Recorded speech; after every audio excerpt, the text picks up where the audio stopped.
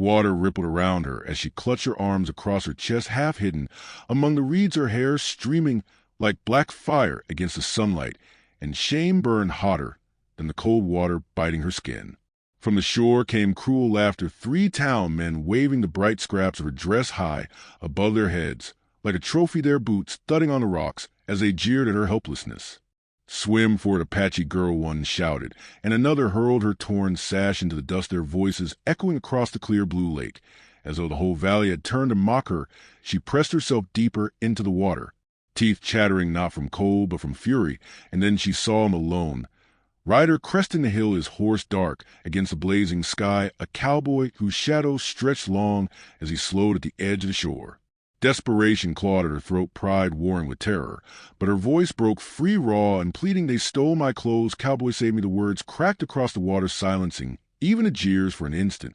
His gaze swept the scene, the men sneering on the bank, the woman half drowned in humiliation, and without hesitation he swung down from the saddle, his boot striking the earth like a challenge. The nearest man barked a laugh. "What is it to you, stranger? Just an Indian girl." "No more than a game." The cowboy slid his hand deliberately to the coat slung over his saddle, his jaw tightening, his eyes cold steel. He strode forward, the ground trembling under his boots, and the men faltered, their smirks shrinking as they felt the weight of a man who did not jest. The voice of Elias Red Feather lingered on the wind.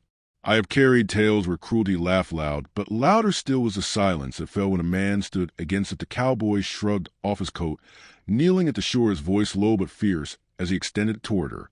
"Come out," he said. "You have nothing to fear while I am here." Her breath caught, shame and hope colliding, and though her legs trembled under the water, she reached for the coat, her fingers brushing the fabric like salvation itself. The men cursed back and away, their game undone, and in that moment the lake that had been her prison turned into the first witness of her rescue. The coat fell heavy across her shoulders as he wrapped it firmly around her, its warmth swallowing the trembling of her body, and for first time since the cruel laughter began she felt hidden, not as prey but as a woman, shielded. The men on the bank shifted uneasily, their grins faltering as the cowboy rose to his full height, broad shoulders framed by the rising dust of his horse. Behind him, "You have had your fun," he said evenly, his voice calm but edged with steel. "Now it is over." One of them spat into the dirt, trying to recover his sneer. "She is nothing but an Apache stray. We were just teaching her place." Fury flared hot in her chest, shame twining with rage, but before she could speak, the cowboy dropped his hand to a revolver at his hip, his gaze locked on them with such steady defiance that the air itself seemed to stiffen. "Her place," he said slowly, "is not for you to decide."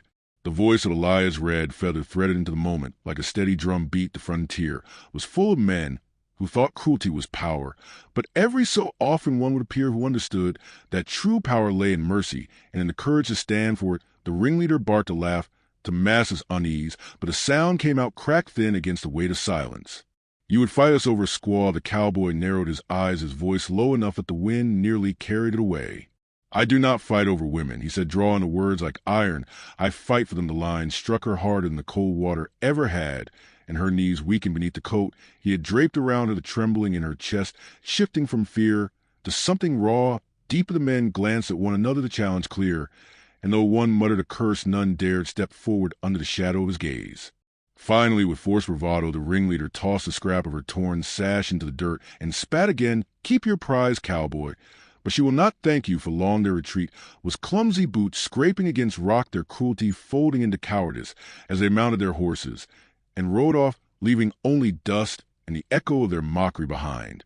She stood rooted on the shore, clutching the coat tighter, her lips trembling as she tried to form the words that burned in her chest, but found only silence. The man beside her had already spoken louder than she ever could. Her legs quivered as she stepped from the water, the coat heavy around her frame, clinging damply to her skin, and shame clutched her throat tighter than the chill ever could. Though the men had fled, their laughter lingered like a scar. Across the morning air she wanted to vanish back beneath the lake, rather than walk barefoot across the rocks. Yet the cowboy stood steady beside her, his horse shifting patiently, as if it too understood the weight of her humiliation. "Come," he said quietly, offering his hand, and though every instinct told her not to trust, her trembling fingers reached out, brushing his calloused palm, and he lifted her lightly into the saddle. As if she weighed no more than breath, the coat slipped wider across her shoulders, covering the last trace of her shame, and she pressed it tighter, her heartbeat hammering with confusion. She whispered almost to herself, "You do not even know me," but he mounted behind. her steady arms guiding the reins, his voice calm. I know enough.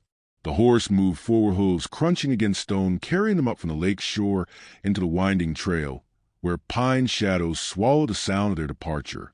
The voice of Elias Red Feather lingered over the path like a hushed carried-on wind. I have known rides where silence spoke louder than words, and in that silence two souls began finding one another. She gripped the coat at her throat, trying to still her shivers, though it was not cold now, but the fire being seen so bare and yet not mocked. Why risk yourself, she asked suddenly, the words spilling rough from her lips. They will come back. They always do. His arms shifted just enough to steady her, in the saddle his tone low, but unshaken, because no one should be left in the water alone. Her breath caught, tears burning against her eyes, and she turned her face away toward the trees, unwilling to let him see how his words pierced deeper than cruelty ever had. The coat smelled of leather and smoke to scent his life, and as the trail opened toward a cabin nestled against the hillside, her chest tightened with a question. She could not voice whether this man was stranger's savior or the beginning of something her heart had longed for yet never dared hope. The cabin stood small but solid against the hillside, smoke curling faintly from its chimney, and when he pushed the door open, the scent of cedar and old firewood drifted into the crisp air wrapping her. In a warmth that the lake had stolen, she hesitated on the threshold, her bare feet, raw from stone to coat, clutched tight her body, still quaking with the memory of laughter, but he stepped aside with quiet patience, letting her choose whether to cross. Inside, the single room glowed with the orange light of a hearth, where embers still smoldered, a kettle hanging low, and rough-hewn shelves lined with tin cups and jars of flour. Simple as a man who lived there, she drew in a shaky breath and entered the floor, creaking under her weight, and for the first time since her shame began, she felt the air soften, though she dared not yet trust his promise. He set his hat on a peg, knelt by the fire, and stirred the coals until sparks leapt, throwing shadows across the walls. Sit, he said, not as a command, but as invitation, and she lowered herself slowly to a bench, the coat sliding down her shoulders to reveal the edge of her damp hair, her hands twisted in the fabric, knuckles white, and she whispered they meant to strip me of more than cloth. He looked at her, then, eyes catching the firelight, and his voice came steady, unflinching. A name is not theirs to take. The voice of Elias Red Feather curled gently through the glow like a story carried on smoke. The cruel will steal what they can hold, but no man has hands strong enough to grasp the dignity of a woman who refuses to let it die. She bowed her head, her breath hitching as tears threatened, and for a moment the silence pressed, heavy, broken only by the crack of wood. Then he rose, took a wool blanket from the bed, and laid it beside her, the gesture simple yet as weighty as a stand at the lake. Rest, he said, you will need strength. When they come again, her gaze snapped up, fear tightening her chest. You think they will return. His jaw tightened, the scar on his cheek shadowed by the flicker of fire. Cruelty never ends on its own. He murmured it must be answered. Her fingers gripped the coat tighter, torn between dread and the unspoken promise in his words that she would not have to face that answer alone. They will not stop, she said quietly as he placed another log on the fire, his voice carrying the weight of certainty. Rather than fear, it must be answered. Her fingers gripped the coat tighter, torn between dread and the unspoken promise in his words that she would not have to face that answer alone. Those men were not just drunks looking for sport. They followed someone who wanted more than cruelty. She drew the coat tighter around her chest, her pulse quickening, who she whispered, her lips trembling with the question she dreaded to hear. He turned toward her, eyes shadowed by the flicker of the flames, and his jaw tightened. Jared Claiborne, sheriff's son, thinks he owns this valley. The name struck her like a blow, for she had heard it murmur in the town. Claiborne, a family who claim law by blood their reach long, and their pride cruel. She rose to her feet, panic surging. Then, I am lost, she cried, her voice breaking. If it is his, well, they will hunt me until I crawl. Her knees buckled, but he caught her by the arms, his grip firm, but steady, pull her upright before she fell. You are not lost, he said sharply, eyes blazing not. While I breathed, the voice of Elias Red Feather echoed to the moment like the roll of distant thunder. There are men who wear law like a mask using to wound, and there are others who carry no badge, but wield a truer justice born from mercy and iron will. She stared at him, her breath ragged, the truth of his words warring with the terror clawing at her chest. Why risk yourself against a sheriff's son? She whispered, tears spilling freely. Now his lips pressed into a grim line, and for a moment he seemed to wrestle with something deep inside him before he answered. Because I have seen what happens when good men stay silent. My wife paid that price with her life. The words dropped heavy into silence, her gasp sharp as she realized the depth of his scars.